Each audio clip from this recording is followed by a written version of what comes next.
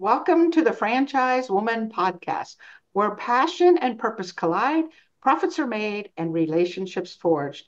I'm Rebecca Monet, CEO and Chief Scientist at Zoracle Profiles, and I'm here with my co-host, community advocate, speaker, author, and entrepreneur, Tracy Kawa.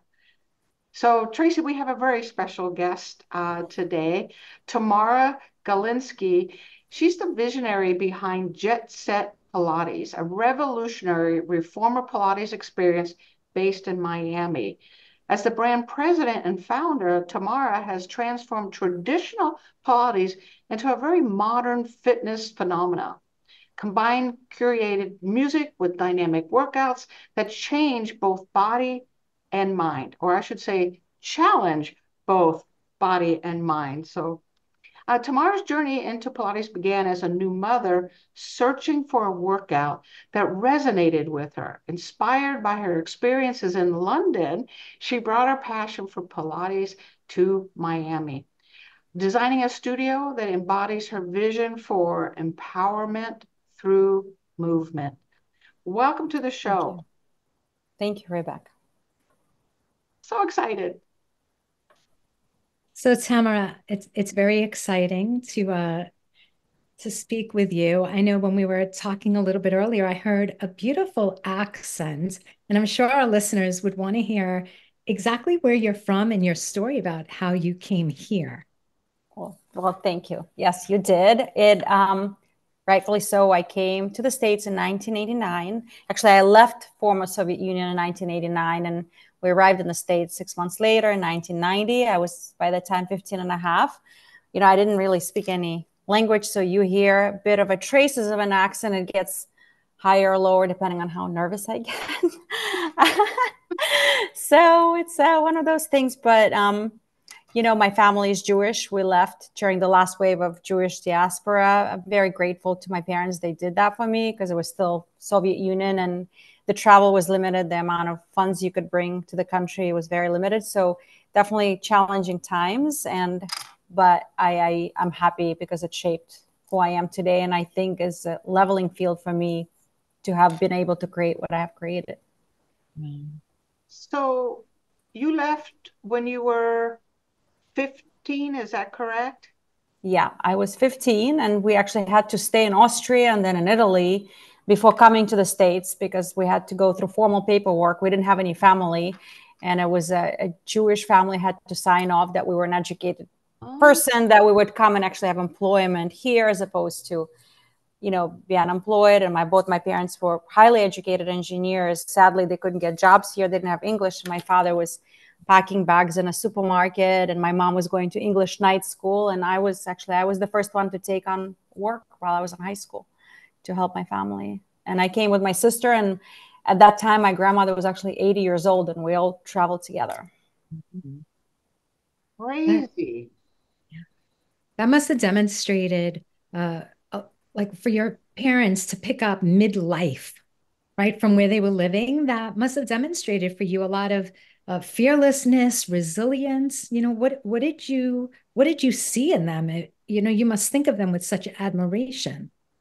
Yeah, you're absolutely right, Tracy. I think you don't realize that until you become the age of your parents, Yeah. which is pretty much right, which is me now. As I look back and I say, wow, that's a lot to pick up with teenage girls, was me and my sister.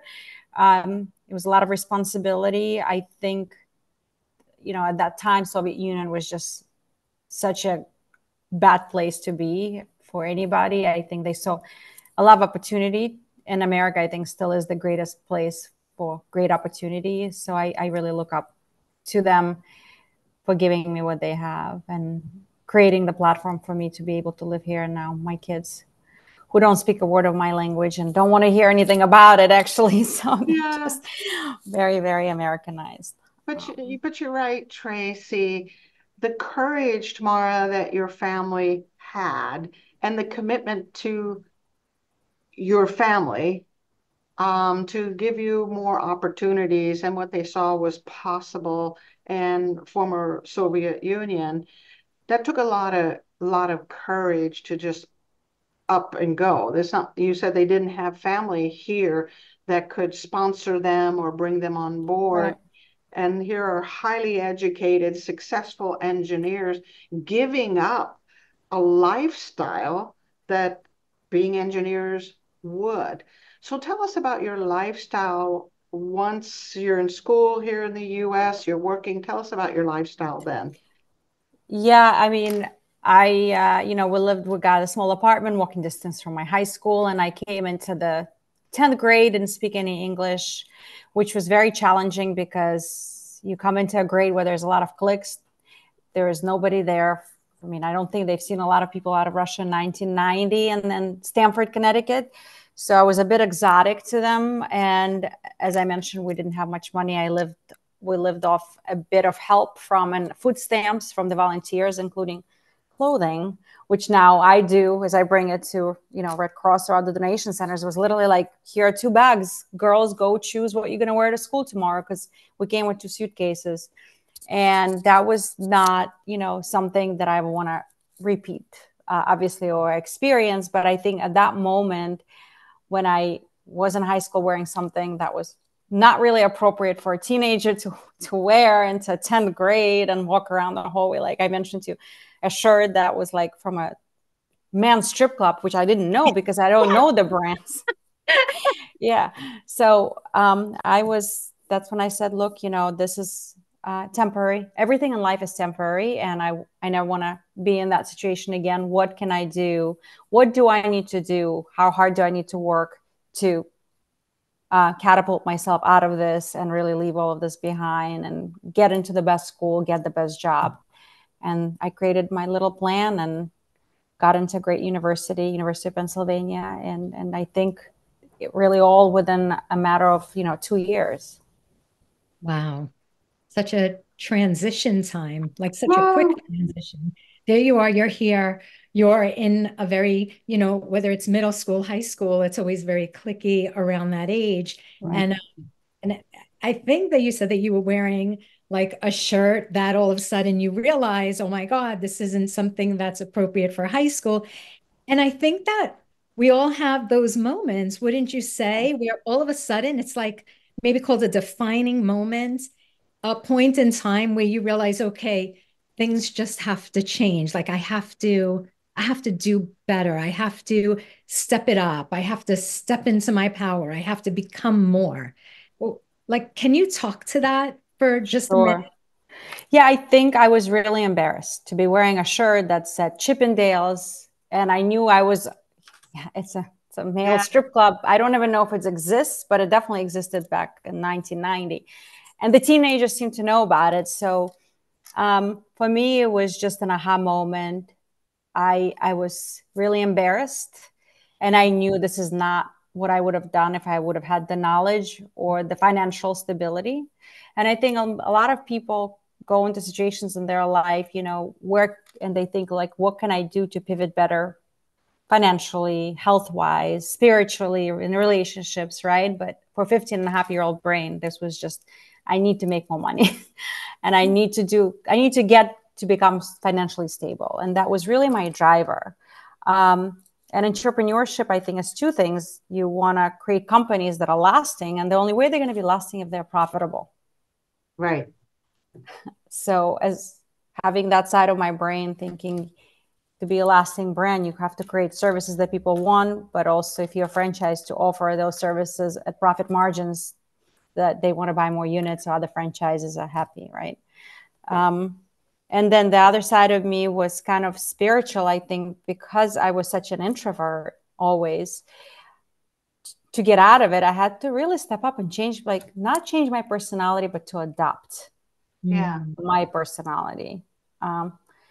Because I would always be the one like asking more questions. I didn't take no for an answer right away in many situations. And it included getting, jobs up to college when it was 1996, I think was the economy was recession. And a lot of kids weren't getting good jobs. And I remember going into this investment bank and convincing them that I am, despite not having gone to the Wharton undergraduate school and not speaking any Spanish, that I would be the right candidate.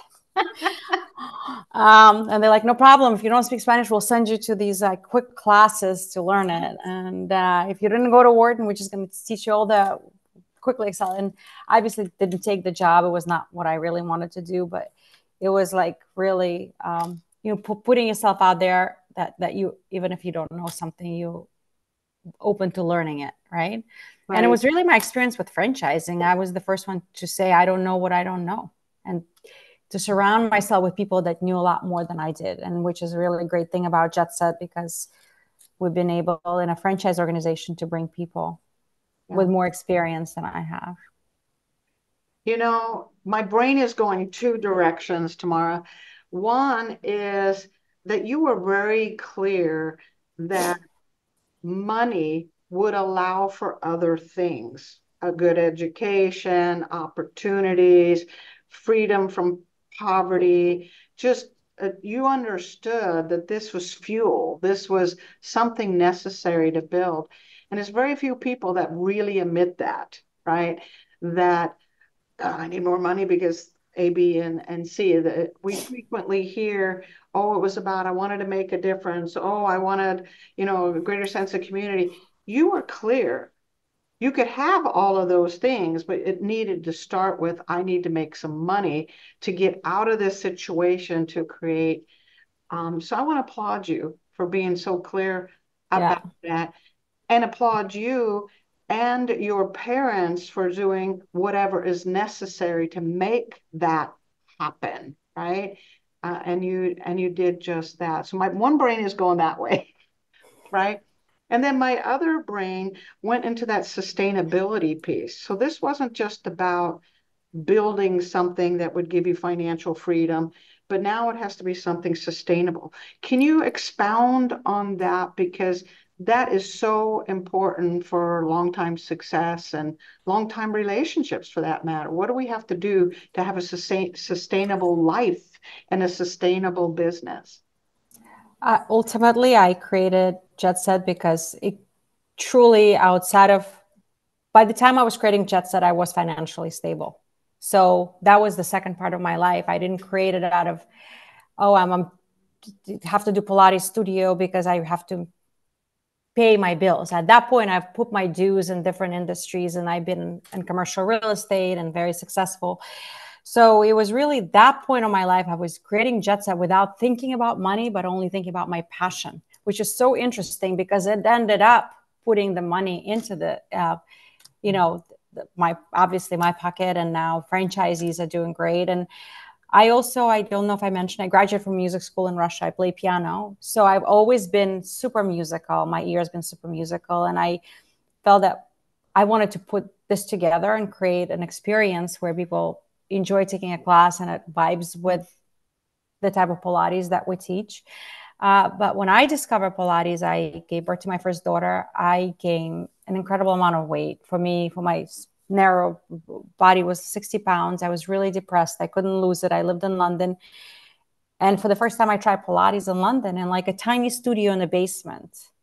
But the interesting thing, what people didn't realize then, and they're now realizing that unlike a lot of other exercises, Pilates really calms your mind, because if you're not listening to the instructor, it's so complex what you have to do that you've shut down your brain from, I broke up with my boyfriend. Oh my God, this insurance bill is coming in, or whatever. You've got like this 15 minutes, you're really in the zone, kind of like yoga, but with more strength training benefits. And it allowed me, my body to really transform and my mind to calm. And that's how I got hooked as a client before I started as a business. Tracy, I didn't mean to interrupt, but this, because we're getting into the passion, and I get passionate about that conversation. But you are an example of a lot of folks that ultimately become franchisees. They built successful careers.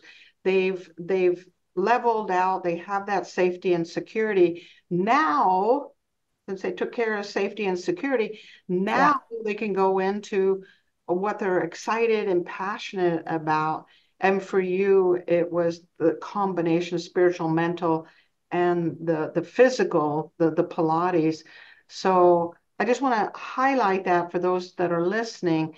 This is a very common thing. Get the safety and security and then go into your passion. It's definitely going to bring a much more joyful life. Not that you didn't have fun being in commercial real estate. Yeah, I mean, it helped me. It's interesting. I do believe everything happens in life for a reason. Commercial real estate helped me to source successful locations because ultimately in business, especially in the service business, location, location, location, and in a business that takes on leases, a great lease could differentiate you from success to failure in moments when the economy goes up or down. Mm-hmm. So I think that ultimately sideways helped me in ways, even though I can't say that I was passionate about being a commercial real estate broker at Cushman & Wakefield. It was a useful experience. Yeah. It sounds like along the way you've adopted such incredible skills Mm-hmm. that you then harvested all of these skills and they culminated in being able to use them, um, to create a successful business. Right. Yeah, ultimately, my favorite part about JETSET used to be teaching classes, which I don't do anymore because I'm just so busy on the corporate side. But I used to, when I opened my first studio, I got pregnant with my second daughter 2 weeks later. So here I am opening my first studio in a method that not a lot of people could really adapt to quickly. I have to train them. And I realized I'm pregnant and, I had to just pull it off. And it became a success, obviously, but it was really scary when I found out. And I was teaching 8 months pregnant with Oh the my belly. goodness. That's crazy. Yeah. Absolutely crazy. All right, I have an off the wall question for you. Yeah. Um, if you looked back through your life, can you see some kind of a theme or pattern, or maybe even a belief system or motto you live by, something that you could share with us that would be beneficial for all? Absolutely. I don't want to sound too spiritual because obviously this is more of a business conversation, but I do believe that you put out certain energy and belief systems into the universe and it gives back to you. And I think I've always pivoted my life in first visualizing how do I imagine my next path to be? Where do I want to be? How do I want to live? What do I want to do? And it's been definitely something that repeated throughout my life, that I would try something and I would want to pivot, and I would imagine what's the next chapter. And with JETSET, I actually remember driving on 95 towards Coconut Grove back in 2018 and already imagining that I'm going to be sitting 5 or whatever years later, being able to be part of a franchise organization with, huge, I swear to God, it was just the craziest thing. And as I imagined, but I remember thinking of details, the people, the team, how it's going to work, the locations, what the franchise is going to, like, I just already kind of like put myself forward, and then it started to just fall into place. So Wow. I think that's been the kind of the repeating moments of my life. I love that. So you basically have manifested Manifested. your life. Yeah, I believe in manifesting. For sure. The words that came for me, ladies, was your mind is an architect. So you had already drawn it and visualized it to its finest details, including the people and the locations and all of that. And then the rest just sort of came about because you had already seen it. Now it was just physically manifesting it. Yeah, the timing, what happened in a pandemic, I think it was really a scary time at the beginning, but ultimately, I think JETSET kind of led the path towards making Pilates a cool experience. I really admire Club Pilates and what they've done selling out of all their locations, but that's more of a traditional old school Joseph Pilates created that method, and it works for a lot of people. I think I wanted to sprinkle it with something magical. I wanted to create not just a Pilates class, but an experience of taking a Pilates class. So people truly weren't going there just to work out. And when I created the first studio, it was literally 2 blocks from my house. And I wanted a place where I can like see all my friends as they come to take my classes. And that's how it grew before the social media was organic, word of mouth. Yeah. So, and it's, today we have a DJ who puts out playlists for us, which is amazing. They're giving throughout the network. And, it's still a defining part of our experience. Wow. So I DJ. have a question. What? DJ. It's cool. It's very cool. So I have a question for you, and it pertains to something that you said a little earlier before we started, talking on the show. And it pertains to, you can have knowledge and you can be smart, and then you can also work hard, right? So, of course, it's important to have a little of each, but which do you think is more important? Yeah, great question, Tracy. For me personally, and I can't speak for, others and how I teach my kids, I think I take working hard over smart, any day. Look, Why sorry, is go ahead. why? Why Um, would you take working hard above just simply being smart? Like why? First of all, it worked for me since I got here. I was, if you read the book, The Outliers, there's always the person who's in the middle does the best as far as their age group. But I happen to be the youngest in my class all the time. So even though I can't say that I'm not smart, I'm on the spectrum towards the smart, but because my age was against me, I remember this is why I started to put that extra effort, the English, the language. And I actually, that's a story sitting. I took AP English class coming here after a year. So English is not my first language. Wow. I take AP One English year? class 1 year in, Oh, that's and it was like poetry. I sat for hours on end, remembering words in a dictionary so that I could build my vocabulary. And I ended up getting A+ on that AP English class Wow. because that. it's not, they were testing me on certain things. I had writing comprehension, I had English comprehension. I knew all the definitions of the synonyms. I knew it all because I sat there and I studied, not because I spoke English, not because English was my native language. And I take obviously working hard is grit, and that's how I actually look to hire people and retain people. I see who puts that extra mile, right? Who works harder, because these are the people who are gonna help you, grow the company, not just because they were born with great expanded brain cells. Yeah. Yeah. I'm glad you brought up the Outlier book because it addresses just what you're talking about. It's more about the work and putting in the time, which is exactly what you did.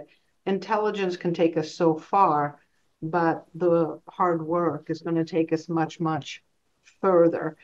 Um, so, how do you think you're using that same mentality with folks that you're bringing on board? Um, how do you see that with your prospective franchisee? Are you screening them similarly? I'm looking for someone that's tenacious, hardworking, committed. Tell us more about this first franchisee you had and why that was a perfect fit for her and why it was a perfect fit for you. It's so interesting how you think of the first franchisee and now you look back like 52 franchises so later and like, wow, it all happened so organically. I think what's interesting is that people get attracted to JETSET as a brand because they see that we've created a luxury Pilates experience, yet that's very inclusive, right?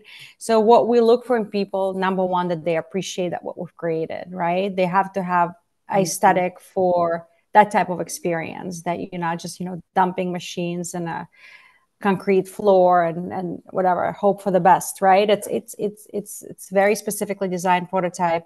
So the people we look for, I've seen they come to confirmation. They like so excited from what they've heard about from their friends and what they've seen on Instagram.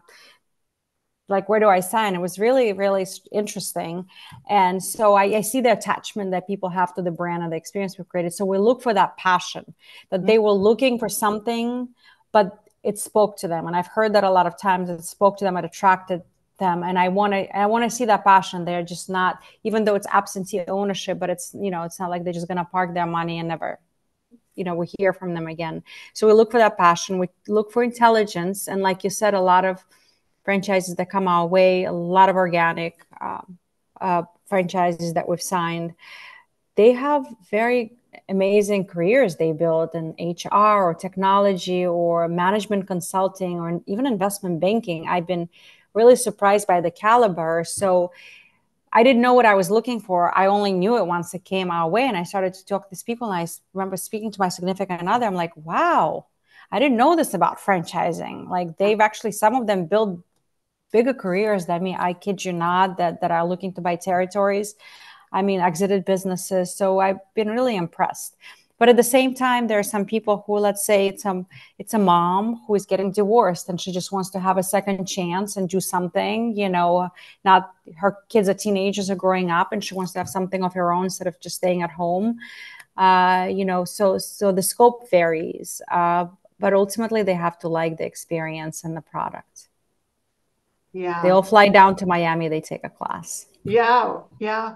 So a combination of that passion and that this really does speak to them with basically either a successful something they've done before because of their tenacity, hard work, willingness to learn, adaptability, all of those things. They've already demonstrated it in other arenas, including being a full-time mom that's deciding to come. They've demonstrated all of those things to you.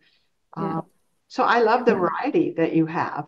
Variety is incredible. And I've had a franchisee who's now, I think they bought 8 units. They about to open the first, but they've heard how well everybody's doing. They started to buy up territories. And I remember the husband and wife flew down to Miami. She was obsessed with the class. The husband didn't even go into the thing. And they have a family office, a very successful family. And I said, well, why do you want to support this? I asked the husband why. He says, he's told me that he's never taking a class. He knows very little about Pilates, but he knows about luxury brands. And he's very passionate about what he's seen JETSET build as far as the experience. That's why he was investing in that. So I like the array. We're not like a tunnel vision. If you didn't do this, therefore that. And we want to nurture people into success, I think, ultimately. And it's really important for us to know that they have the tools, because they could be great in the business they've done, but if we don't give them the tools that they need from us, right? They ultimately, what is franchising? It's what I've learned. It's a system of education. That's what franchising is. There is. Oh my goodness, I want to experience this, Tracy. You're somewhere else. You could go south, go check it out. Tracy, you're right there. 9 minutes away from your newest location in Boca. You have to give it a try. We have a very easy app. If you go to App Store, it says JETSET. Just literally Google JETSET. A logo will come up and you can try an intro class for $28. I will absolutely try a class for sure. It's exciting. But I want to know how it feels. I want to get into the emotion of it. I want to know how it feels to have created something that people are wildly passionate about and that is also life-changing in so many ways, from helping to transform bodies, right, to helping people become even happier with their physical bodies, to delivering ownership, right, business ownership, and helping families come up and, hiring people. How does it feel to have created something like that? Well, it feels amazing, but I also realize that I truly think that the United States is the only country where an immigrant can come at 15 and pivot their life and do something like that. I can't say that there's a lot of countries in the world where such opportunities are available outside of what's happening and the turbulence we have today. I'm so grateful. It's such an incredible opportunity that I had here. It feels amazing because you ultimately want them to succeed, but it also, what keeps me up at night. My biggest fear is like, so far, knock on wood, everything has been great, but what if I feel such personal connection and such responsibility that I want everybody to do well. I want everybody to be able to make a living and to enjoy what they're doing. So the success comes with obviously excitement, but it comes with, a bit of fear because it's in my personality that I'm such a perfectionist. I want everything to fall into place. And as a brand president, I still, see everything and control all these little details. I'm like, oh my God, what about this? What about that? And it's losing control as the company grows. I think it feels great, but it feels a little scary. I can imagine. There's a fine line between feeling excited, right? And feeling worried. Did I have put all the ducks in the row? Did I dot all the I's? Did I Right. cross all the T's? It's kind of fine line between excitement and anxiety almost. But it sounds like you handle that worry part or the up at night part by being a planner, visualizing things, learning things, asking questions, which kind of gets you to that place as close to perfection as possible. And, the reality is we're all humans and we're never going to be perfect. But Yeah. so you've found a way to quail that anxiety by learning, growing, visualizing, doing all that you need to do. And also setting the right team Yeah. together, which was super important. I think from what I see, there are a lot of emerging franchisees where the founders put on so many hats, right? It kind of becomes overwhelming because they're doing jobs of so many different verticals. We have a great team. I think I mentioned to you guys early when we chatted between all the players. We have heads of departments, which any organization needs as far as marketing, operations, training systems, franchise support. We, I think, have 9 or 10 full-time people now doing all of that. And we're only, 52 sold locations. So we're still baby, but we're set for success in that way. So that takes a bit of anxiety because, I could have never imagined that I could be doing all these things myself as a franchise organization. Yeah. It's all about the team. It's all about the team. So if you want to join the team, where can you be reached? Where can somebody reach you? So, so if you want to meet me, come to the confirmation day. And I actually do before the confirmation day founders calls oftentimes, which, I'm getting on in a few minutes. They're on Zoom. If I cannot be there for the confirmation day, but our franchisees hire people through their website, social media. They're popping up all over. The next one I think is opening in West McKinney, Texas, then Soho, New York City. And, it's a great community of people who want to train as instructors. The girls are amazing. It's a really great, diverse community of people who want to teach JETSET and learn the method. And we're not even looking for people who are trained on Pilates, which is a great and easy thing. You can hire anybody. Because it's the first hand raise. How do I find instructors? I'm so scared. How am I going to find staff? It's something on the head of a lot of entrepreneurs in America. Right? So literally, if you have a good speaking skills, the first thing we look for is personality and ability to speak. So we put them on a mic and we say, tell us a story. We'll teach you the rest. I think Tracy and I could do it then, right? Yeah, why not? Yeah. Yeah, we stand behind the mic and we got personality. We could do this. That's it. That's really that's our audition, Tell us a story. Can you be on the mic? The rest we can mold you into being a great JETSET instructor. Great instructor. Love it. Well, we want to thank you for being here and sharing your heart and sharing your vision, vision that's coming together so quickly. And I want to really, really acknowledge the foundation that you have built because there's no doubt the team that you have put together and the vision that you have is far beyond where we see 30 years in the business, most franchisors at the size that you are. So coming into JETSET is going to feel like it's a much bigger organization for prospective franchisees. So I want to acknowledge you there. So thank you again for being here. Of course. Yeah, I love that. I love you guys inviting me. And I came with a piece of paper ready that you're going to essentially drill me on the FDD and the offering. And I really actually enjoyed it immensely. Good. Good. We're glad you did. Right. Tracy, any final words from you, hon? Yeah, Tamara, I love your humility. I feel like, you came to this country and you had this determination about you. And it's like, I'm very, Rebecca and I are very faith-based. I feel like, over and over throughout your life, it's like, although you didn't say it, I see this theme about your determination. And then God trusting you with more and more responsibility and trusting the hard work that you put in.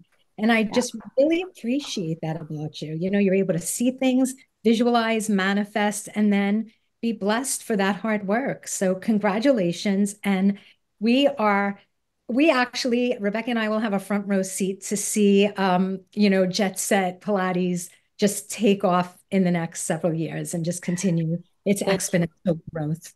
Thank you guys. I really appreciate it, and truly that very inspiring that you believe in it. Thank you Beautiful. again.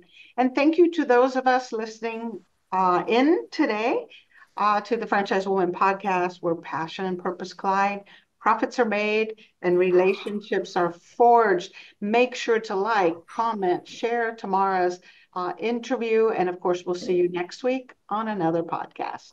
Cool. Thanks, guys. Thank you. You.